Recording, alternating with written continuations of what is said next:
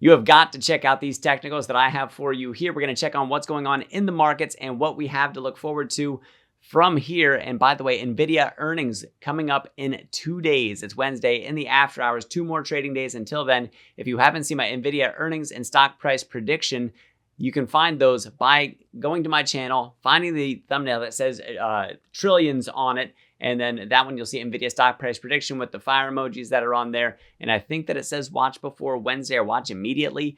You'll want to do that to make sure you see how I'm seeing it leading up to those earnings. So let's talk about what's going on in the markets. So in the markets right now, you can see that this yellow line, I keep on saying it's critical resistance for us. I said that before we got there. The first time we got there, man, we really sold off, find ourselves buried in support, bounced a bit on the trading day on Friday. Today, can't quite get up above it, but you can see so far, we're finding out what that floor is, and that floor is progressively higher here. I don't think that we're out into bearish territory yet. I think that today is still a little bit more of a settling day. We had some pretty terrible stuff happening over the weekend, geopolitically speaking, and I think that that's affecting the markets today. Plus, I think there's also natural settling that goes along with it. So are we going to bounce further from here? I think there's still a good chance that we do. Now, mind you, I think a lot is predicated on the end of this week. This is actually a back-loaded week, not a front-loaded week. So let's go over to the Qs. I'll talk more about that. So with those NVIDIA earnings coming up, remember, NVIDIA stock price prediction, you can find out exactly what I'm saying for it if you check out my channel, subscribe to see those updates as they come out leading up to that earnings day and what I see following those earnings after they come out.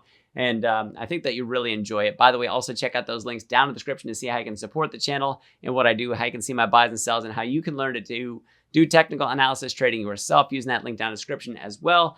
Use the code word doctor for massive savings for that course. All right, so for the Qs, as we see it on here, we are sitting on top. We actually bounced pretty hard off support and the 50-day closing up above it. That's a good thing. This green 5 EMA that we have right here, we got to be careful that we're sitting on top of it and not starting to dangle from it, because when we start to dangle from it, that is more of a bearish sign and definitely something to watch out for. We're above support. That's good. If we got rejected off of about 480, right, we just keep on. Where do we actually peak out? 480.38. I said that would be trouble around there. Made it up above it one day. Couldn't take the 78.6 that's up here. And so it looks like we're holding off a little bit longer to really see these higher price targets come to fruition. And like I said, this is a backloaded week. So we have NVIDIA earnings followed by GDP, the second estimate coming out on Thursday at 8:30 a.m. And then also we have personal income and outlays, which includes PCE and personal spending and personal income all on Friday. So Wednesday, Thursday, Friday, just a huge end of the week. We had durable goods today. Those numbers came in strong. When you take out transportation, they came in a little bit soft for us. But overall, I think that was still a winning number. I think the geopolitical tensions and a slight cooling for the markets are what we're seeing right now, causing this little bit of a jankiness that we have. Now, mind you, we had an incredible run. We want to see that settling happening. We could settle up until Wednesday, and then we watch and see what NVIDIA does. That can really be telling for us. IWM came up, tried out on the peak of this 222. You can see we hit my price target 3 of 220.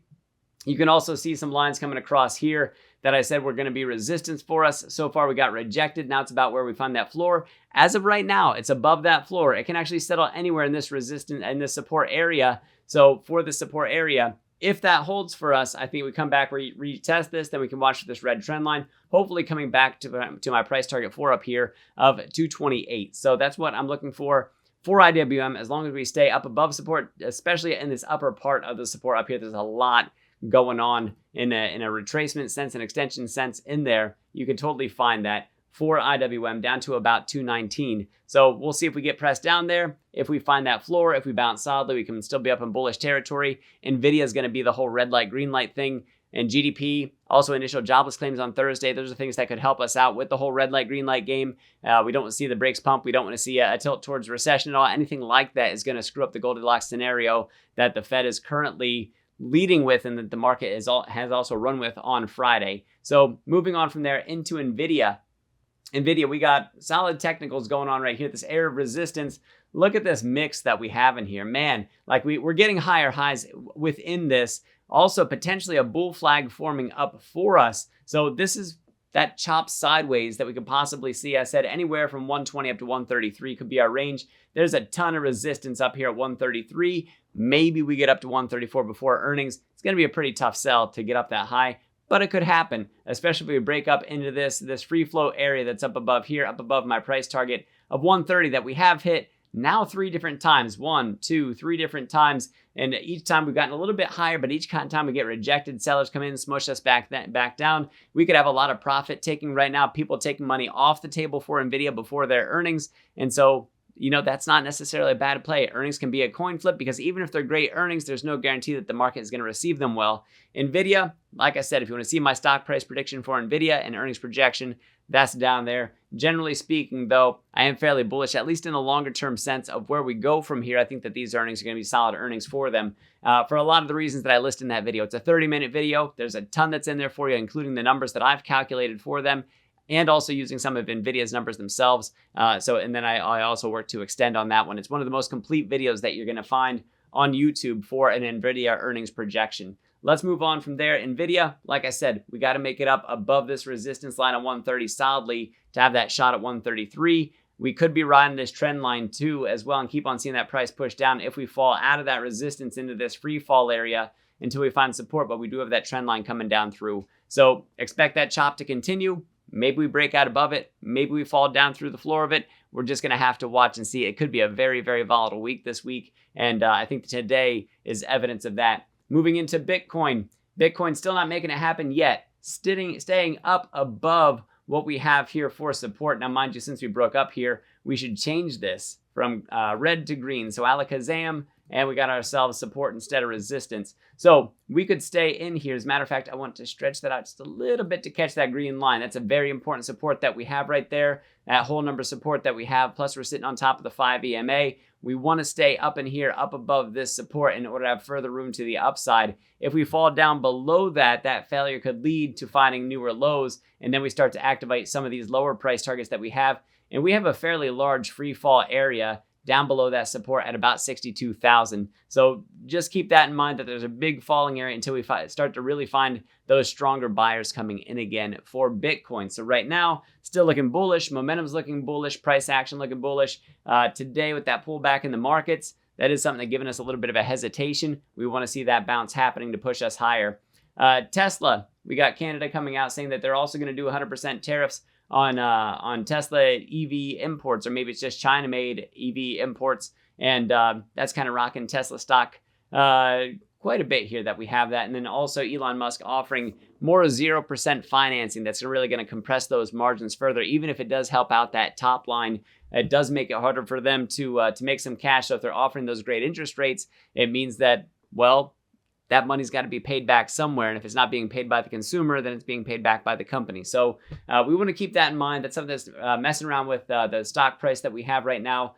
For Tesla, right now we're holding that 50 EMA, but we have the 13, which is yellow, and the 5, which is green.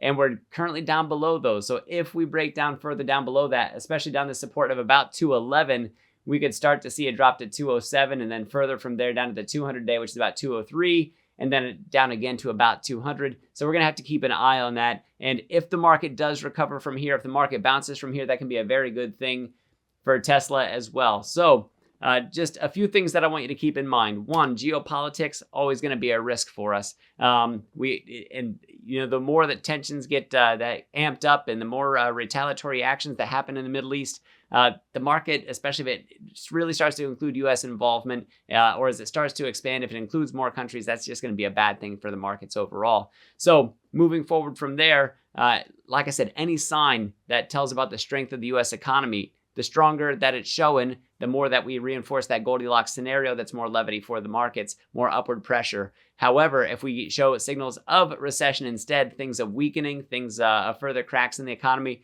that's something that could be downward pressure because that breaks Goldilocks and leans more towards Fed cutting rates into recession. So really watch the jobs numbers that we get for that. Initial jobless claims on Thursday is going to be huge.